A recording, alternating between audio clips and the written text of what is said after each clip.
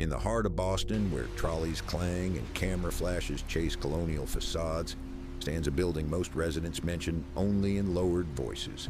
The Grand Lodge of Massachusetts doesn't loom, it waits.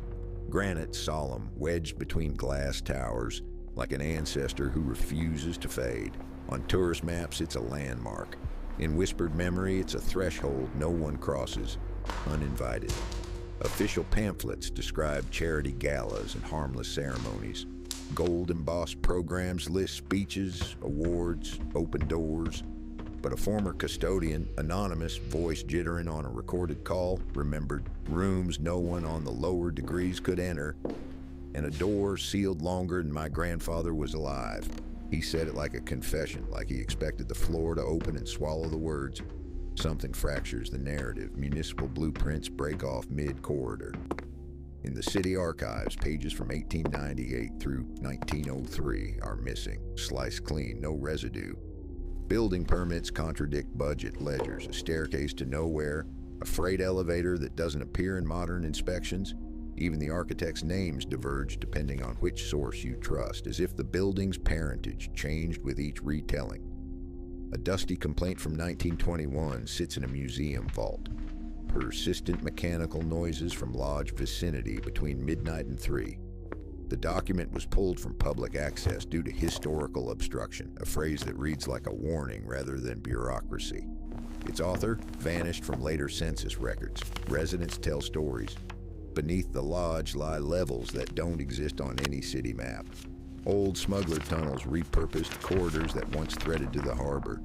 Others scoff, call it folklore, yet no official statement ever flatly denies the tunnels. The silence feels curated, like a locked display case with the label removed. And if it's only myth, why does every proposed renovation stall before committee review? Why does the city glare away from the subject like light burned its eyes? If the Grand Lodge is merely stone and charity, then the facts that come next should be impossible to ignore. To grasp what might be hidden beneath those walls, you have to step backward, past the red brick reverence of the Freedom Trail, past the sepia of portraits in museum corridors, into 1733. That year, the first recognized Masonic lodge in America was chartered here, at a time when the colonies were still fumbling toward identity. Names that later became marble: Benjamin Franklin, Paul Revere, John Hancock, surface in ledgers as guests, patrons, strategists circling a brotherhood that quietly shaped the city's pulse. Masons didn't just build structures, they embedded signatures. Boston's street grid bends oddly around a compass motif near Beacon Hill.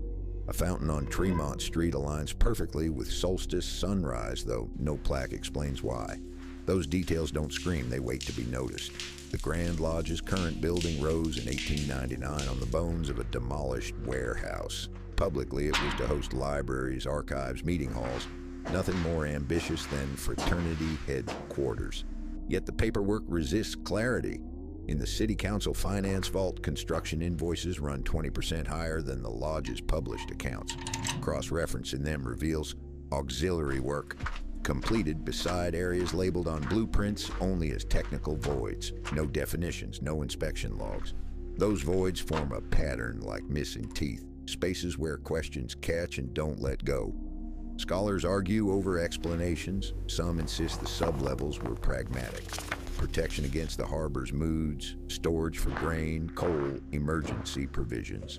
Others hint the 18th century saw relics brought quietly from Europe after revolutions displaced old orders, objects too fraught for display, too significant to discard. A Stoic academic theory suggests the lodge safeguarded documents and seals during political purges, a firewall against the tides of loyalty and treason. When asked, officials recite a line polished by decades of use. Nothing unusual, just maintenance tunnels and obsolete infrastructure. Still, a classified note surfaces in 1967 during a renovation attempt, then vanishes. Its single surviving reference, tucked in a contractor's diary, reads, "New access sealed, clearance revoked." The renovation files themselves, restricted until 2075 with no public justification. Not for men. Even if every rumor is smoke, the archive doors remain locked. The gaps in the record feel intentional, like a narrative trimmed to preserve some unnamed balance. And maybe that's the point. History here is less a timeline, more a palimpsest. Layers rewritten, scraped clean, rewritten again. Whatever stands beneath the Grand Lodge, the foundation stretches deeper than stone and mortar, and the questions pressing against it are only getting heavier. It starts with things too small to justify alarm until they accumulate. On the lodge's third floor, past a velvet rope and a sign about maintenance access only, a corridor narrows into a hush. The ceiling there carries a mosaic. Stars arranged in a pattern no present-day atlas confirms. Astronomers who've seen photographs argue it matches the sky above Boston. On December 16, 1773, the night tea bled into the harbor and history lurched forward. But one star sits displaced a few centimeters off-grid, as if marking coordinates instead of constellations. There's no plaque, no mention in tour scripts, just stone and silence. In the basement, the air changes. The temperature drops a few degrees without any recorded vent. A door waits near the old boiler room. Steel frame, no handle, only a bronze plate the size of man's hand where hardware should be.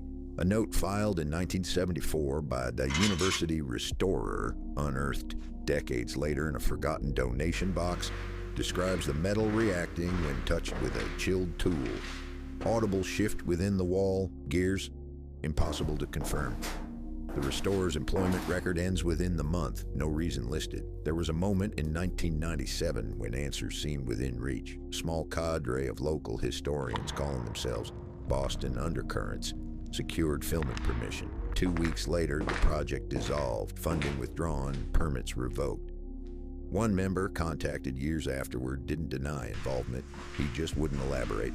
His single email reply read, "We stood where we weren't meant to stand."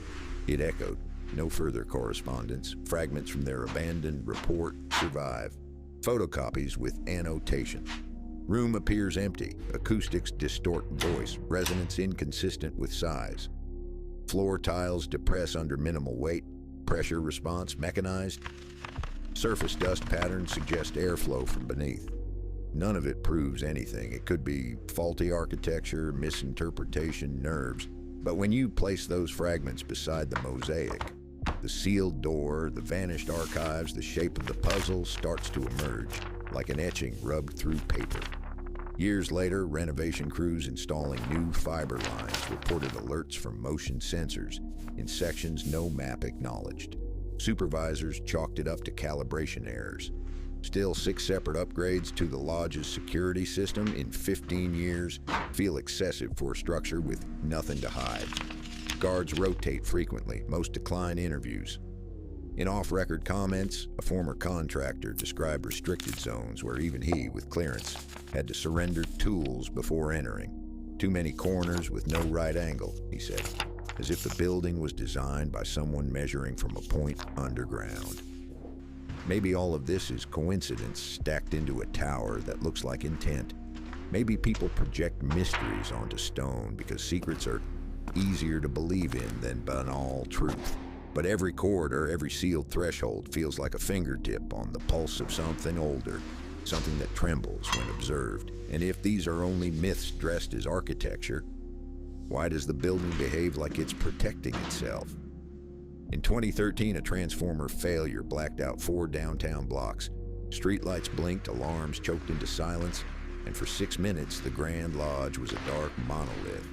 Witnesses outside a nearby cafe swore the pavement in front of the entrance rose, 2 tiles at a time, like keys on a piano being pressed from below. City engineers blamed thermal expansion, daytime heat, cool night air. Ordinary physics, yet independent analysts who reviewed traffic camera footage insisted the motion was synchronized, not random, like a mechanism waking beneath stone. 5 years later, an unmarked envelope reached a local journalist known for digging until knuckles bled. Inside, photocopied correspondence between the city's Department of Cultural Preservation and lodge representatives. The subject line, Project Meridian Vault. Paragraphs discussed non-exhibition artifacts of foundational relevance, and continuity protocols in event of disclosure. Officials dismissed it as a hoax, the work of a bored archivist. But ink analysis and watermark dating returned a confounding verdict. Authentic paper stock consistent with governmental issue. The journalist's inquiries stalled. His follow-up emails were met with automated replies. 6 months later, he left the state without public explanation. Publicly, nothing has changed. Tours continue. Charity banners flutter. The lodge insists its underbelly holds nothing but pipes, wires, a skeletal drainage system from a century ago. But off the record, a former fire inspector recalled a drill that required him to sign an NDA before testing sprinklers in the lower floors. He described stairwells that turned back on themselves, pressure doors that hissed as if adjusting to internal air, and a chamber where compasses spun uselessly. Like the building was arguing with gravity, he said, voice barely above a whisper. Some believe the Meridian Vault, if it exists, protects archives from the country's infancy. Drafts of speeches rewritten before they became sacred, agreements between men whose reputations grew too large to accommodate flaws. Others imagine artifacts. A prototype flag bearing symbols now deemed too controversial. Seals from European lodges linking the revolution to hands history prefers not to name. The most unnerving hypothesis suggests the vault houses failures, experiments abandoned when ideals buckled under reality.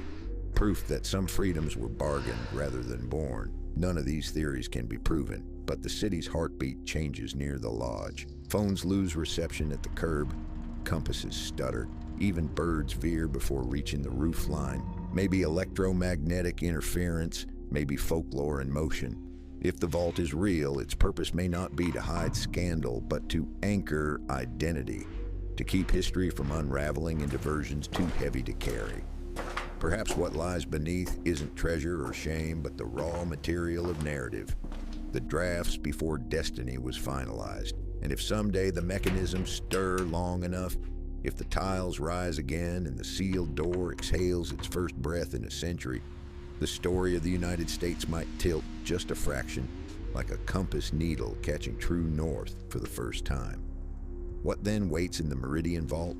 A relic, a revelation, or a mirror held up to a nation that has never seen its own face without polish? If the answer surfaces, it won't just change the lodge, it could redraw the map of belief itself.